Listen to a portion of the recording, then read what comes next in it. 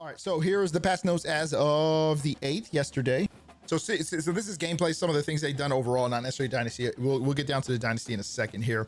They included some shotgun formations, some new shotgun formations for certain teams that actually use it. And they actually do a good job of like explaining some of the things and the reasons why. And I think they even put some jokes in here. At least you'll see what I'm talking about when I get down the line here. They reduced the frequency. This was huge. They reduced the frequency of broken tackles from trailing defenders. Man, if you were trying to catch somebody, or if you were a person running from, for a touchdown, it was unstoppable. You weren't gonna tackle him. He'd just break every single tackle. It was unstoppable. So I'm glad they say they reduced it, but we'll see. They fixed an issue where certain formations had offensive players aligned too wide on the near or far hash. So I'm not sure if they're talking about, like, when I play Road to Glory, only when I play Road to Glory, sometimes I can't see the receiver all the way to the right. All right, so I couldn't check to see, even when I went down to where I'm like really low on the field and looked to the right, I could see him, but I couldn't. What I was trying to do was check whether he had a mismatch or not, and you can't do that. So I don't think that fixed that, by the way. Some other issues. I'm really going to go over some of the things I highlighted that I care about, that I think is important to this game, and I'm sure I'm going to miss everything else. And if I have missed something, please comment down the bottom and let me know what I missed. So increase the speed penalty for running out of stamina during play. So I'm assuming this means you're going to get slower, right? The more tired you are, the slower you get. Yeah, because if it felt like you never ran out of stamina, to be honest with you. So I don't know if that was a huge issue, but I could see it a little bit, especially when I was scrambling. Quarterback scrambles behind the line of scrimmage will lose stamina at a faster rate. Yeah. I have absolutely noticed this. I'm a 97 speed quarterback on Road to Glory, and sometimes I can't outrun these people because I've been running the whole time. So the stamina does go down. It does affect you, which is a little frustrating, but that's realistic. So they fixed an exploit where players would leave a quarterback contained player unblocked and run around them. So basically you would have your defenders, your edge rushers run, do a contain, and then the lineman wouldn't block them, which was part of the issue. I mean, they still aren't blocking very well, but then they would just run right by him because they'd be like, well, I'm just not going to block that guy. And this guy, well, I have an open freaking pathway to the quarterback. I'm just going to take it, So hopefully that is something that fixed. I still think there's issues with blocking. Even I play on All-American right now, and it's tough. Reduce the effectiveness of multiple laterals in a single play. But this is really what I want to get. This is the bread and butter. As you can see, I highlighted quite a few things in here for the Dynasty. So for the Dynasty, all right, this first one's really not an issue for me. There's various news stories. So they introduced a new playoff bracket screen, which they did. You can see it on the thumbnail, actually. I was wondering what that was when I seen somebody's playoff. I was like, that's not the same thing that I noticed. I don't know why they even fixed that. It didn't seem like that was a huge issue in my eyes, but whatever. Updated the Texas-Oklahoma rivalry data. Yeah, I probably had that incorrect. I hope they continue to look at all of them. This is huge. This is huge. They discovered that I think this is a little bit of a joke, but I think it also is true.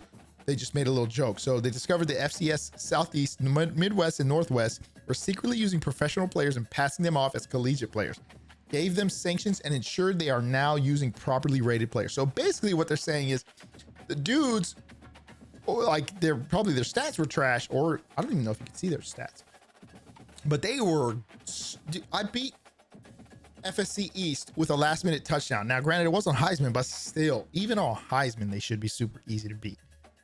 It was impossible to beat them, or they were obviously much better than what they showed in the game. But that being said, though, this is the problem with it, right?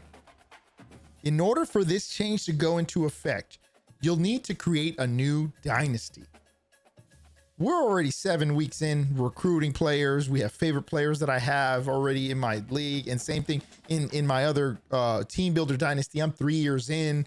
I'm not about to go and restart. Like, you can't make that change in the game, in Dynasty,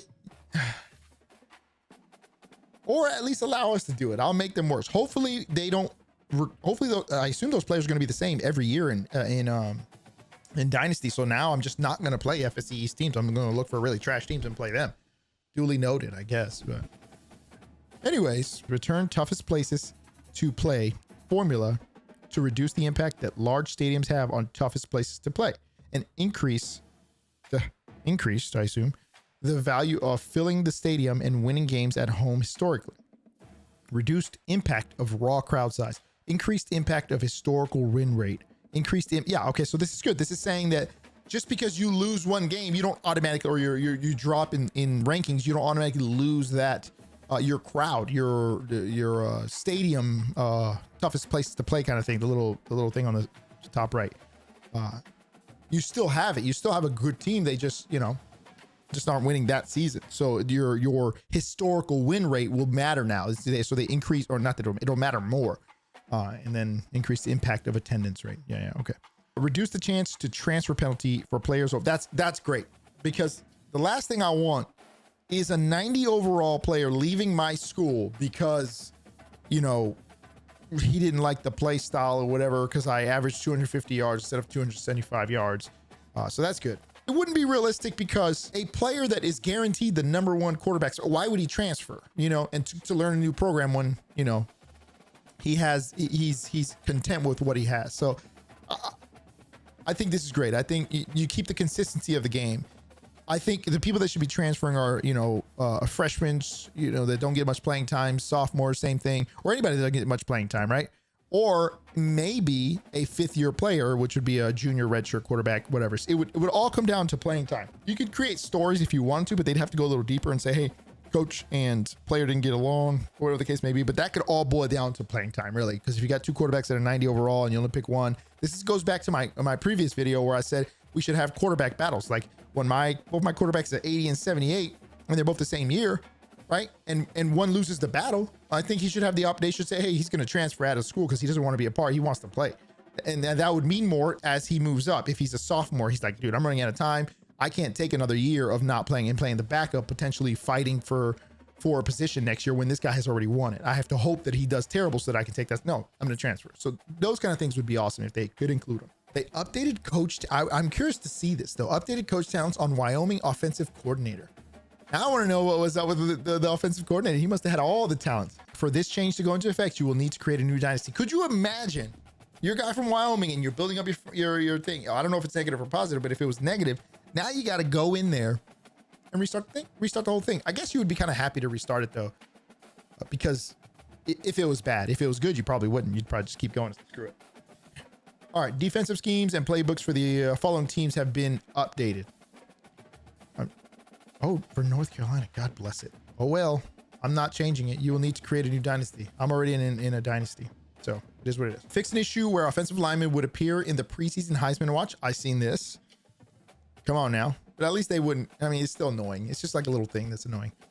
Updated the Heisman watch logic to reduce the value of receiving touchdowns. Oh my God. It was like 3 wide receivers that were in the Heisman running. It's like, dude, that never happens. So I'm glad that they reduced that. Not that it doesn't matter, but you got to have astronomical numbers as a wide receiver and potentially some rushing numbers in there to be a Heisman, because they just don't do enough. I mean, quarterback obviously does the most, then the running back does the most potentially, because he runs the ball and he can receive out of the backfield. Depends on what he does and how you play with him. The best that a receiver could do is maybe some punt returns and kick returns action, and then also be a receiver. I could see that. So recruiting, our primary goal for this update was to remove most of the recruiting strategies that were discovered during it. Okay, they're talking about all the glitches and stuff. Recruiting is a delicate balance as we want to try to make things as realistic as possible. Thank God. I do like that. I want them to make it as realistic as possible. Also allowing players to live out their football fantasy. So they're not trying to like nerf the crap out of it, but they're not trying to make it so astronomically easy that, it just becomes a joke.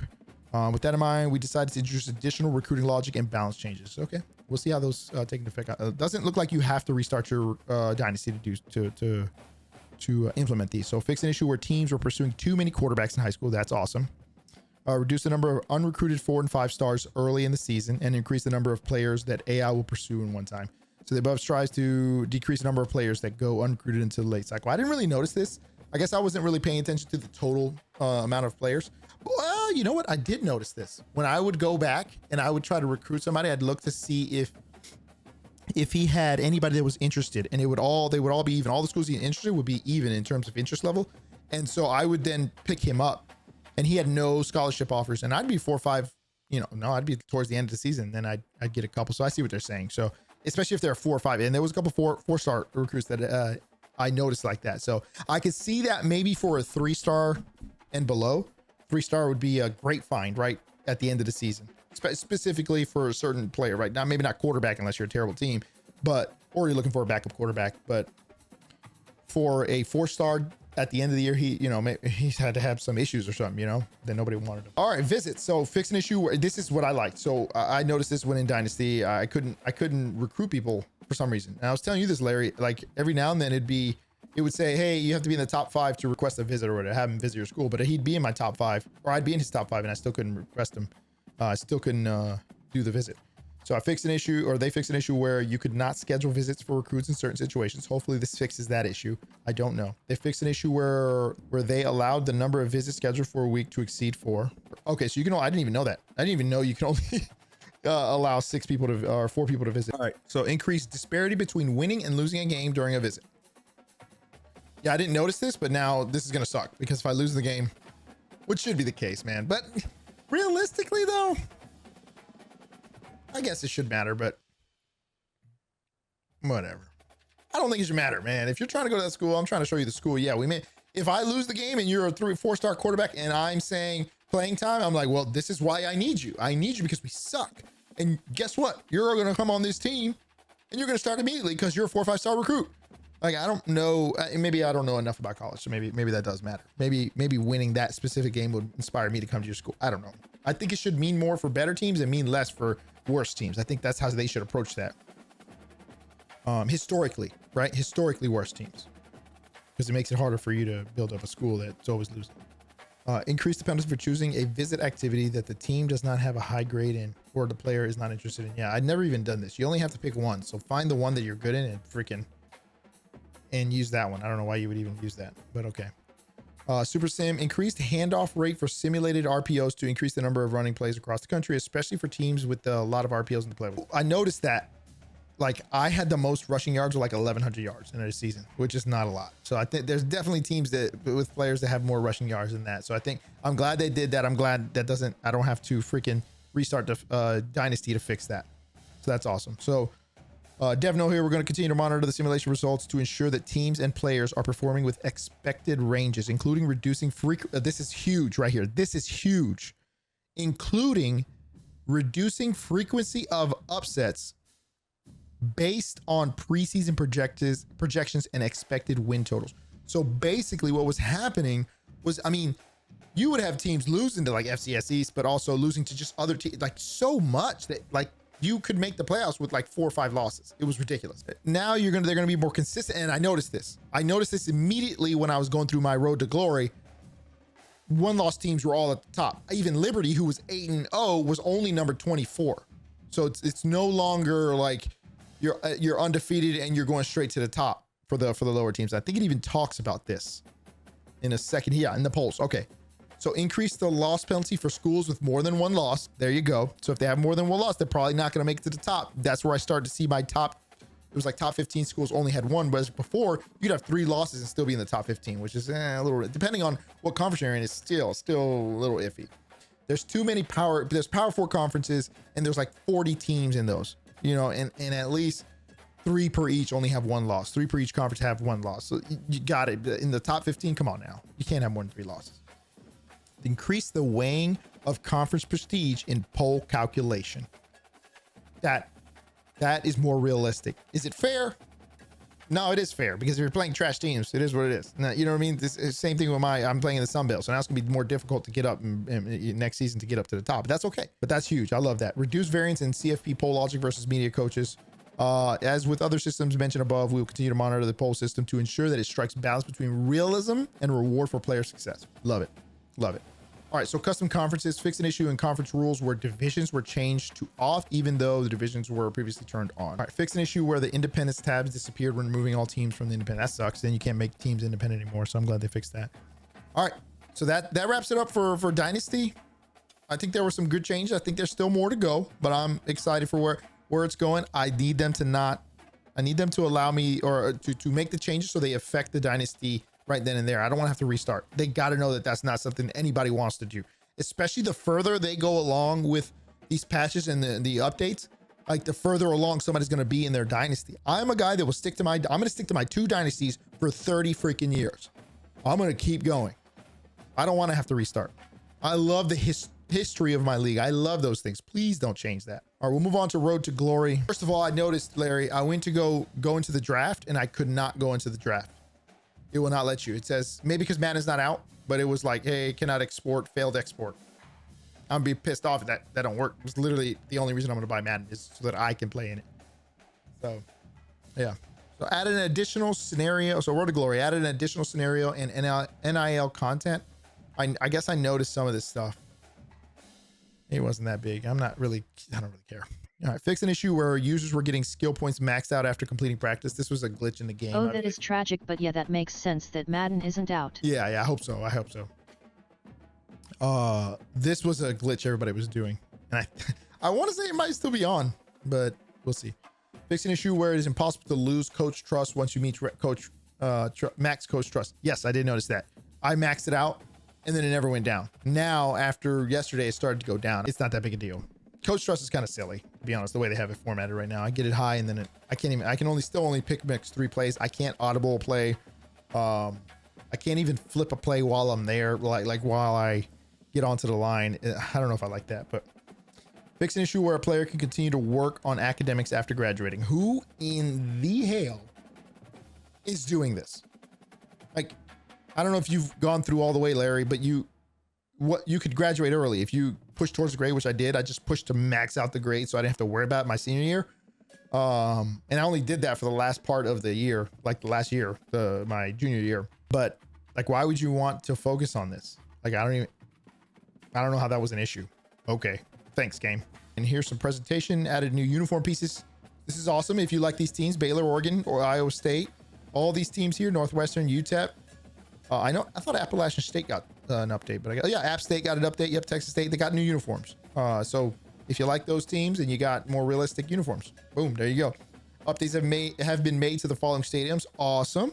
They've updated Holiday Bowl, Texas State, Kansas, Kennesaw State, Oklahoma State, Wake Forest, UL Monroe, and Nebraska, making it more realistic. I love it because there's people that actually love these schools. You know, they want to see an authentic stadium and an authentic jersey. I love it. Fix an issue where the UFC mascot would disappear during the opening ceremony. I didn't notice this. Fix an issue where the incorrect mascot would appear during the different situations. Restored opening chants for Penn State, FSU, and Tennessee on Xbox Series. So you get I don't know what Penn State does. That pretty much sums up the College Football 25 patch notes. If you're here still, don't forget to hit the like button. Thank you for stopping by. This is Roughneck 6 signing off the net. Peace. Like that thing.